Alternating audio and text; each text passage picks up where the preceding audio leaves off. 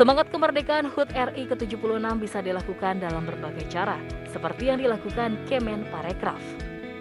Di tengah pandemi COVID-19 dan banyak warga yang terdampak, Kemenparekraf membantu sesama melalui program Gerak Bersama atau Geber Parekraf Peduli. Kegiatan yang dilepas Menparekraf Sandiaga Uno ini membagikan 2.000 makanan cepat saji untuk masyarakat di wilayah DKI Jakarta. Justru pandemi ini membawa sisi-sisi terbaik dari kemanusiaan kita. Dan Kemenparekraf memfasilitasi program Gerak Bersama, Geber. Geber ini adalah bagian daripada sumbangsih dan kepedulian kita. Tidak hanya Geber Parekraf Peduli, Menparekraf Sandiaga Uno bersama Nibras, pelaku ekonomi kreatif, juga berbagi kepada masyarakat dari 39 kelurahan di Jakarta Barat. 20.000 paket sembako dan produk kria dibagikan kepada masyarakat. Dari Jakarta, Fikih Riyad, Muhammad Firmansyah, iNews melaporkan. Pemirsa, tak kunjung bayar selama berbulan-bulan, pemilik material membongkar dan mengambil kembali bahan materialnya yang sudah digunakan.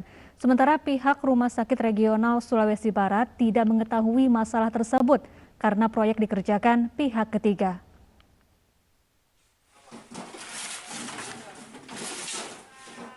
Pemilik material yang merasa dirugikan karena tak kunjung dibayar mendatangi Rumah Sakit Regional Sulawesi Barat dan membongkar sejumlah timbunan paving block miliknya yang sudah digunakan. Bahar Daeng Sila, salah satu pemilik bahan bangunan, mengaku merasa tertipu karena tak kunjung dibayar pihak kontraktor. Dia membongkar kembali bahan materialnya untuk dijual kembali. Kita ini termasuk ditipu ini. Sudah berapa lama ini belum dibayar ini, Pak? Ini proyek? 7 bulan nih, Pak. 7 bulan? Pertama saya kasih masuk pasir bulan 1, 2021. Iya. Ada berapa truk Kiriganto ini, Pak? 37 res, Pak. Sementara pihak rumah sakit tidak mengetahui soal pembayaran karena proyek dikerjakan oleh pihak ketiga. Namun pembongkaran ini akan berakibat pada pelayanan rumah sakit. Menyulitkan ya, sangat menyulitkan kembali pihak rumah sakit karena otomatis ini dampaknya besar untuk pelayanan. Enggak ya, tentu saja ini akan satu, sangat berdampak terhadap kenyamanan pasien sendiri dengan adanya pembongkaran paving block, karena otomatis yang tadinya bersih lantainya ya, kemudian tidak becek, ini tentu saja akan menjadi becek kalau manakala hujan. Hingga saat ini Rumah Sakit Regional Sulawesi Barat hanya mengandalkan rumah sakit lapangan menjadi tempat pelayanan untuk pasien, lantaran bangunan rumah sakit dalam tahap perbaikan karena mengalami kerusakan berat pasca gempa Januari lalu. Dari Mamuju, Sulawesi Barat, Freddy Christian, iNews melaporkan.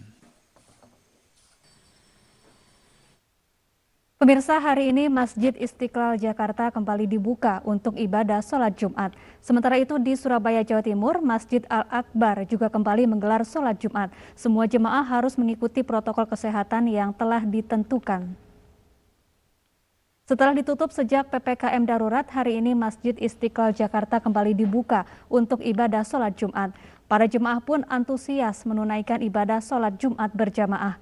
Aktivitas ibadah di Masjid Istiqlal digelar dengan protokol kesehatan ketat. Kapasitas masjid pun hanya 25% dari jumlah normal. Selain itu, para jemaah wajib menunjukkan sertifikat vaksinasi COVID-19 sebelum memasuki area masjid.